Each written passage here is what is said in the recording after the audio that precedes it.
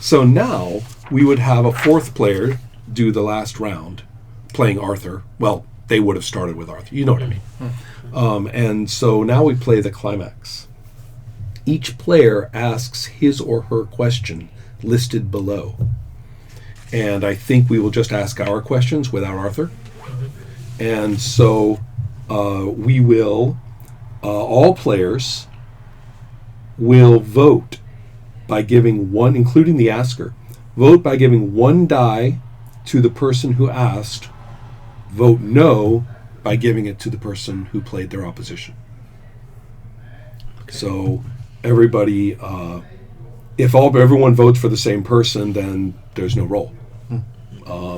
Otherwise, they have to roll against each other. Okay, but it says let's do the outcomes, but we don't describe them yet until we know all of them. So the first one then would be for Una, because we're not going to do Arthur's. Ask, will the fairy realm remain in harmony with Britain or be separated from it? So I'm ready to vote. I'm going to put it in front of me or in front of you. Right. And you guys do the same. Grab a die, and I guess we're going to go I guess we're going to go 1, 2, 3. So 1, 2, 3. Okay, so the fairy realm stays in harmony. Right? Then Guinevere. Guinevere. Will Guinevere marry Arthur or not?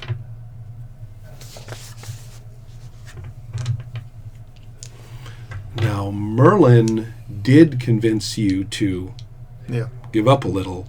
And was that for a price? It was for a price, right? To kill Rience. Mm-hmm. Right.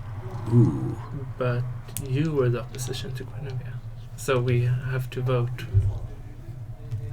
No, that's right. Right. Yeah. So, exactly. These are the people we vote to. So you vote too. Yeah. As well. So, let me think a moment, because this one's tough. Mm-hmm.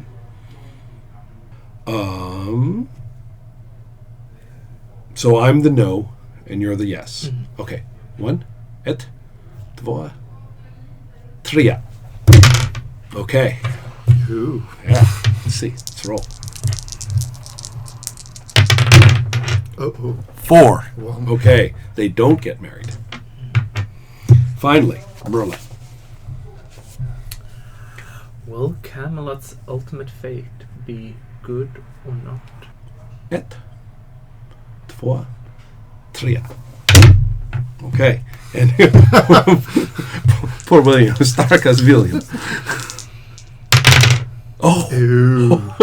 Wow. Wait. Hey. Somebody get a picture.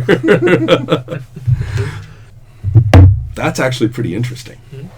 So yes. Now, Una says, and so it was. You're going to say something what happened to their protagonist in light of everything that's happened in play. And I'm going to say that, first of all, that Morgana and Una, have kind of come to this accord. Morgana becomes kind of the dealing with the people, humans and so on, and is honored by Arthur, right? Or it's honored because Merlin's gone. And and Una, of course, can enjoy, a peaceful accord with Camelot. But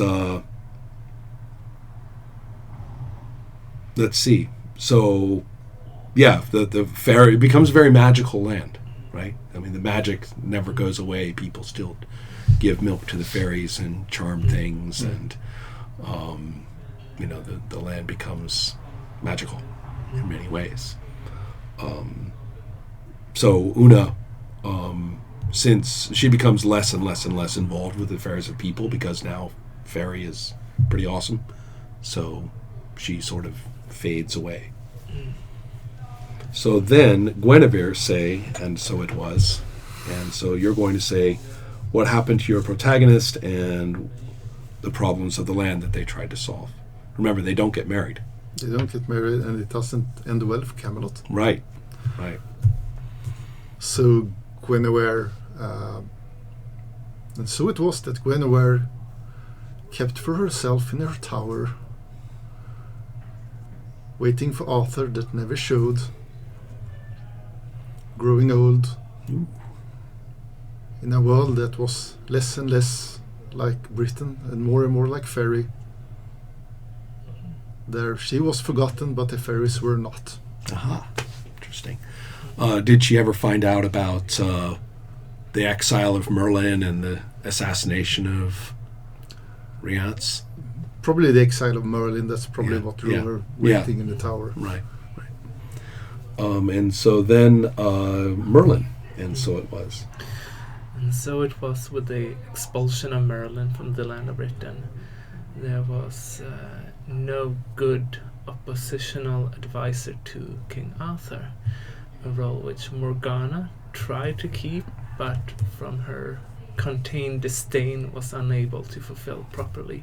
Right. And so through the ill rule and ill management of Arthur and Morgana working off each other, Britain Wow. slowly That's a creepy. decayed and became more like a client state to Mhm. fairy rather than Right. two halves of an equal. I got this image of like this bitter warrior king, Mm. right? And then the dark sorceress advisor, who might even try, but just isn't good at people. But they maintained the peace. Right. Yeah. Yeah. Exactly. Yeah, maybe Morgana and Arthur married. Yeah, exactly. So once Merlin has finished his narration, he ends up saying, And that is the story of the Round Table.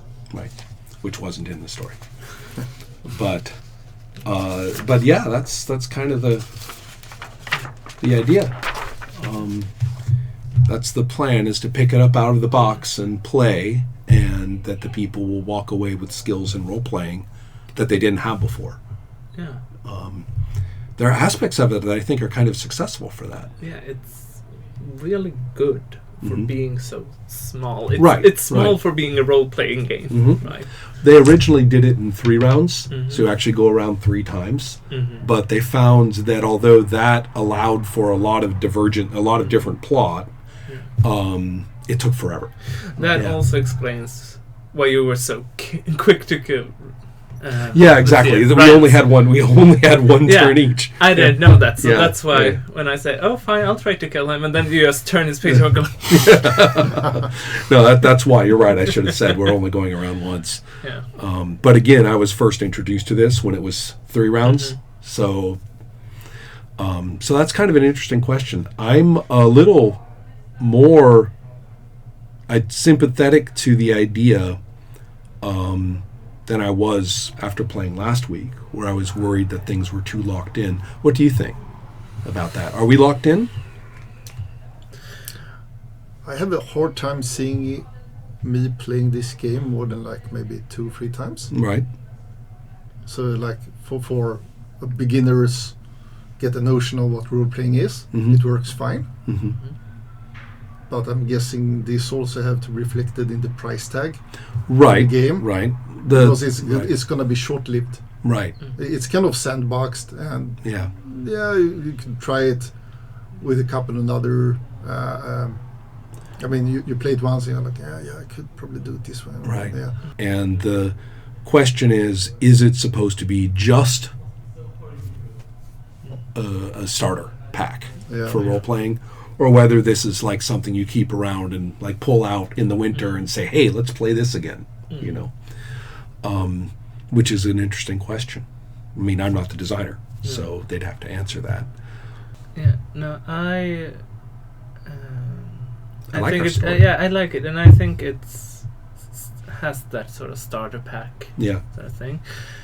Also, what I think didn't really work is that it's very built for 4 players. So maybe you could make different setups where you have like, if you play I like 3 that. players, then you remove this character. Right. And also you need to like fuse the muse Right. cards.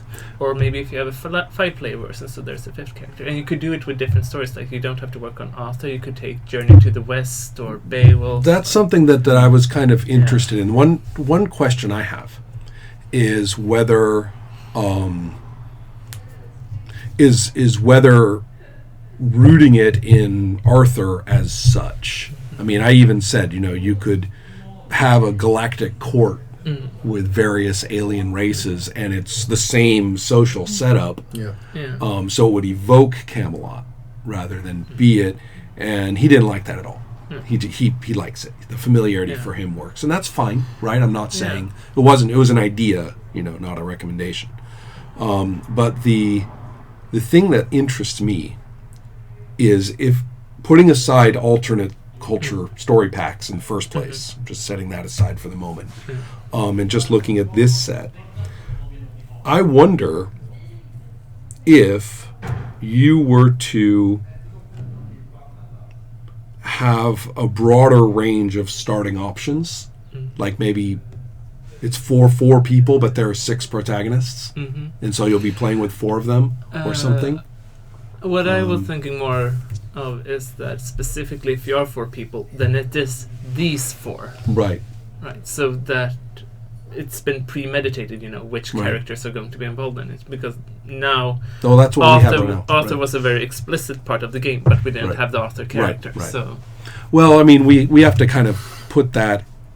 We have to think about whether that's part of the design. I mean, if it says for 4 players, then it says for 4 players, and we're stuck. So I don't know if that's the case. I think this is probably a crazy idea, but I really like creating my own character, stuff Right, like that. right. So what this kind of would work as is, let's say it's your first role-playing session, and you play it this way, and you have a backstory up to a certain point where the game starts. Oh, And then you create the world and the narrative, right. and then you create your characters and start playing in the world that was created. I like this. So we would Either play Arthur is under king. the dark Arthur Yeah. and the sorceress advisor. Yeah. Merlin, wandered off somewhere badly, Yeah. and Guinevere's in her tower, Yeah. and the Camelot's gone to shit. Yeah. Right. The queen of the fairies is off doing psychedelic fairy stuff. Right. Let's make us some characters. So basically, get like a free volume set history lesson in like an hour, and everybody's participating in creating the backstory. Right. And then you right. create your characters, and you go on from there. yeah, I still That's feel an it's interesting idea. worth emphasizing that this is a really good game. So I Right, think that right. this book should be placed on top of the perhaps otherwise looking like Right, this rule. right, So you have right. this book and it says, here is how to play, Right. very starter, this is how you learn to role play. And then this book says, you want to do it again, do it more, do it different. Right. You know, Right. Right. that- That's so a really interesting idea. this I think is a that's- very yeah. complete game. It is really good, Yeah, contained yeah. as it is, and we shouldn't really No, I try to push other things into it. We should Right. make sure that all of this new ideas, that is something else. Yeah, Right, it's definitely right. something else. Yeah. That's a real. But That's if an, they want to but expand it it, it also could be adds that way. that freedom that I keep fearing. That Yeah. we lose. That you're right. That configuration is one thing Yeah. of the existing parts, Yeah. but actually going. Now I'm here. Now I'm going to do something that nobody else would do just because I'm me. Yeah. Right. Now is the time. There has to be more scenarios than the Thorian Legend. I Right. would really like to see what happens when you switch all of this out and you instead get Right. the Monkey King and the Right. Buddhist Well, monk. Journey to the West is Yeah, really that tempting. is That's the first right, one, that's- but I'm trying to think there's more. Maybe you can get like Cleopatra, Augustus, and Mhm. I forgot the last one. Ptolemy. No, No, Pompey. I was thinking later, right, Okay. when she actually loses Right. in our version. Yeah. Right. Right. Yeah. Exactly. Yeah. Pontius Pilate, Jesus, Mary Magdalene, Yeah, you know, Judas. You can throw in a lot of those. That could be. Yeah. That one's not bad, It's actually. a Christmas theme. Yeah, that's a pretty good one. Well, I agree, and so the question is, if it works, then is it fun to try in different boxes, right? Expansion sets. To use the term. You're right, It's you're just reskinning. Well, it's a little bit. I mean, Yeah. it's pretty substantial, content for a reskin, if you ask me. But that's a good thing. So, but that's a really interesting idea too.